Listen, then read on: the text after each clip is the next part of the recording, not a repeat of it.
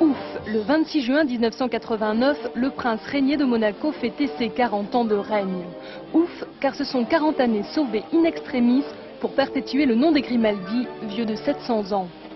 Une prolongation qu'ils doivent tous, écoutez bien, à une vulgaire lingère de Constantine. L'histoire se passe en 1890 en Algérie. Louis II, le grand-père de Régnier, y est officier.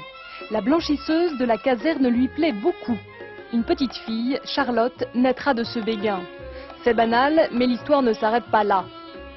En 1918, on a signé un traité entre Monaco et la France. La France reconnaissait la souveraineté de Monaco et exigeait par une clause dynastique à ce que si jamais le trône restait vacant, eh bien la principauté devenait protectorat français administré par les Alpes-Maritimes.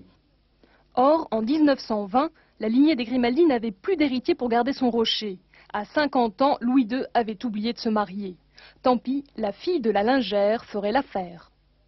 Et on l'a mariée, on a arrangé un mariage avec le descendant d'une des plus illustres familles françaises, les Polignac, et Pierre, comte de Polignac, a épousé en 1920 la petite princesse Charlotte. Charlotte sauvait ainsi la principauté. De tempérament excentrique, volcanique, mal à l'aise sur le rocher, Charlotte se montrera pourtant bonne fille. En mai 1944, elle abdiquera de ses droits au trône en faveur de l'un de ses deux enfants, Régnier.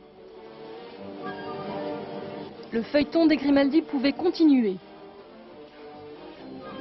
Aujourd'hui, le traité de 1918 est toujours en vigueur, mais une question se pose, Albert aura-t-il des enfants ou faudra-t-il trouver d'autres héritiers? Pas très loin cette fois-ci.